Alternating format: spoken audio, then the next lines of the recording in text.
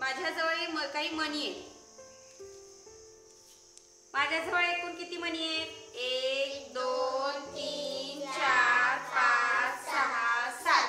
माझ्याजवळ 7 मणी.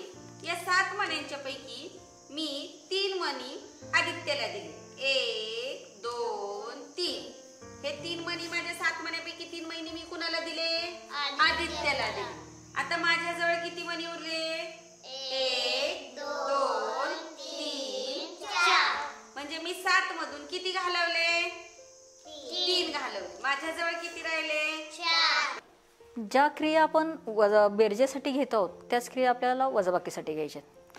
आपण सुरुवातीला ज्यावेळेस एखादी गणितावरची क्रिया शिकवत आहोत ना, त्यावेळेस शिकवताना एक काळजी आपल्याला घ्यावी लागते. तर सुरुवातीला बेरीज जी घेतोय तो बेरजेचा व्यवस्थितरित्या सराव 1 ते 5चा झाल्यानंतरच आपण 1 ते 5च्या वजाबाकीला सुरुवात करणार आहोत. सुरुवात करतानाच आपण नेहमीप्रमाणे शाब्दिक उदाहरणाने गणित करणार आहोत. शाब्दिक उदाहरण करताना कमी करणं, देणे म्हणजे वजाबाकी करणे आहे. ही क्रिया शिक्षकांना माहीत आहे.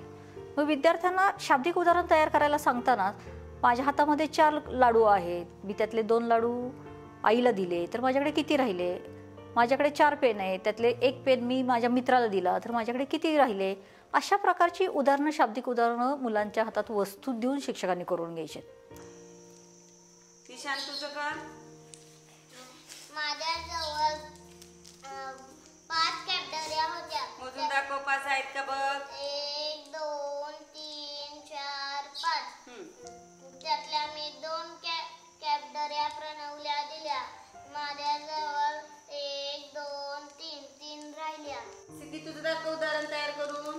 माझ्याजवळ 6 पेढे